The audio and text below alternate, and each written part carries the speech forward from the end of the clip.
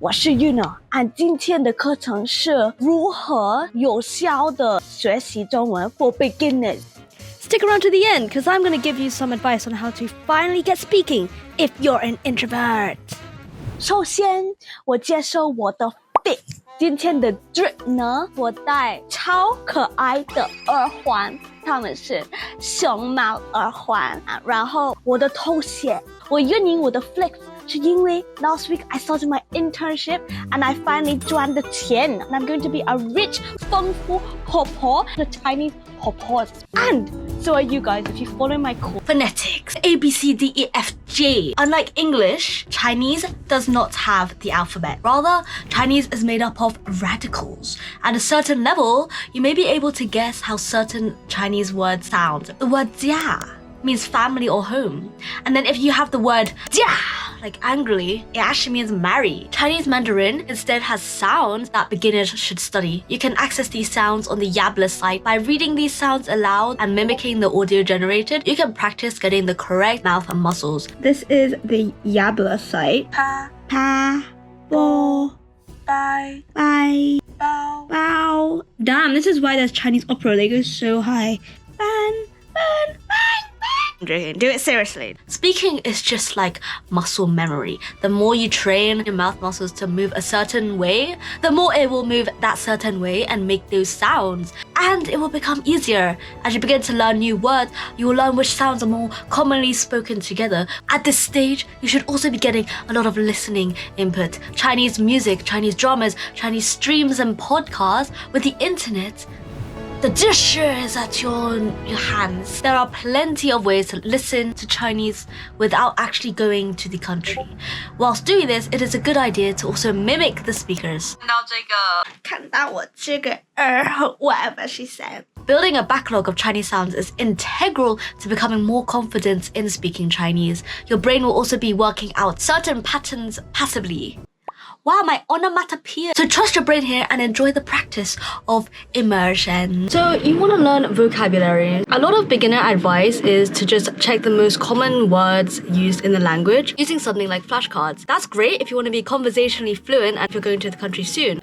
But I think language learning should be a journey that is lifelong. And so we should take it slow and really try and appreciate the language for what it is. And so I actually recommend how I was taught in my Sunday Chinese school, which is using textbooks and a built syllabus, because then you can dive deeper into each topic. The textbook doesn't really matter unless you're doing like a standardized exam. The main ones in Chinese are like the HSK ones, but you can also use syllabuses in your school. In the UK, we have like GCSE, EdXL or AQA, and they're pretty good. But these textbooks, they should have topics that interest you, because if you're in this self-learning journey, it's so easy to lose motivation. I mean, usually the first topics you might talk about is obviously yourself. I mean, that's how I start. I'm like egotistical, you know? And let's say, for example, one of your hobbies is sports. Then you might go into TV personalities, like celebrity culture. And then you can start talking about why do you like them, like the personalities of the people in sports and their celebrities.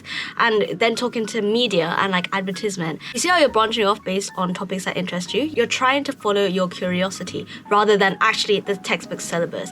And that is the freedom that you get from self-learning. By reading these words in different contexts, you'll actually be able to acquire the vocab, which is what all of the language learners have been talking about, rather than actually force feeding it into your brain, because your brain actually filters out information that it does not find relevant to you. What about flashcards? Well, flashcards are great for quick words that you want to memorize, but to be exposed to the words, it's great to learn from context and reading from articles or listening from online. Spaced repetition is also another method you can use, which is be reviewing the word or your flashcards at optimal intervals. And you don't need to calculate it yourself, girl. I know you can't do math. There are loads of apps online that do this for you, and one of them is the sponsor of today's video.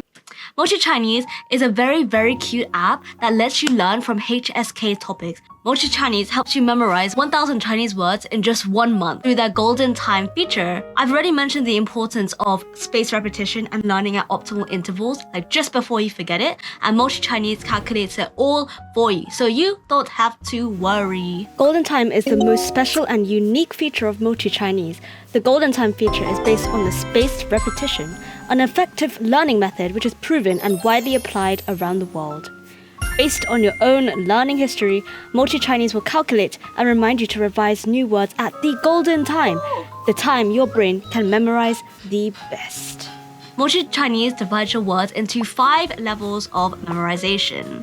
Level 1, which is just learned, to level 5, where you know it and is in your long-term memory. It's easy to get discouraged when learning new languages because there are so many new words to learn. Mochi Chinese provides a course divided into small bite-sized lessons of just 10 words each, with each lesson covering a small topic. This means you can easily learn words on the go and maintain consistency and not feel overwhelmed, which a lot of beginners would feel. If you are a beginner, Mochi Chinese can teach you from HSK 1 all the way to HSK 6, and you'll finish the course with 5,000 new words in your brain. Look at all the ones I've already finished, man. And let's say I want to start a new one.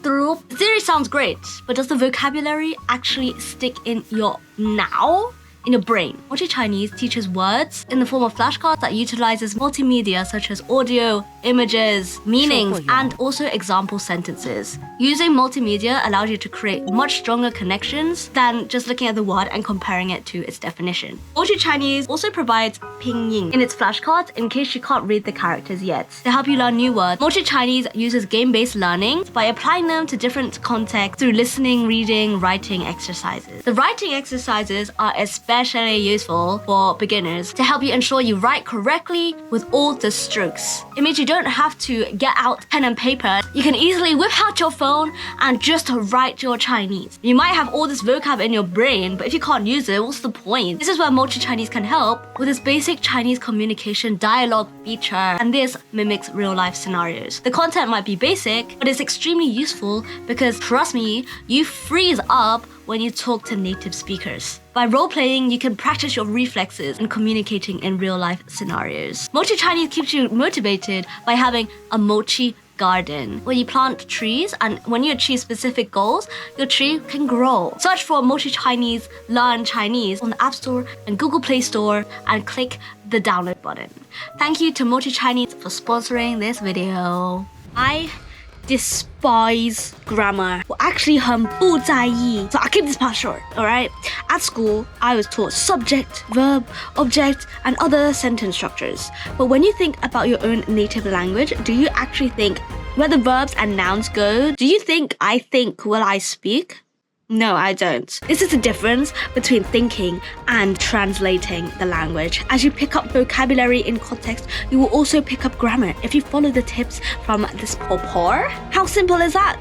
And just write a lot of example sentences and you will start getting a knack for these kinds of things.